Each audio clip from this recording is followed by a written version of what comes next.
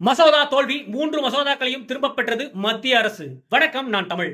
தமிழ்நாடு உட்பட ஒட்டுமொத்த இந்தியாவிலும் கடந்த ஒரு வாரமா 5 மாநில தேர்தல்களுக்கு அப்பாற்பட்டு அதிகமா பேசப்பட்ட ஒரு வார்த்தைனா டீலிமிடேஷன், தொகுதி மறுவரையறை. இந்த தொகுதி மறுவரைக்கான மசோதா மற்றும் மகளிருக்கான 33% இடஒதுக்கீடு மசோதாவையும் சேர்த்து பிஜேபி தலைமையிலான ஒன்றிய அரசு நேத்து நாடாளுமன்றத்தில் தாக்கல் செஞ்சாங்க.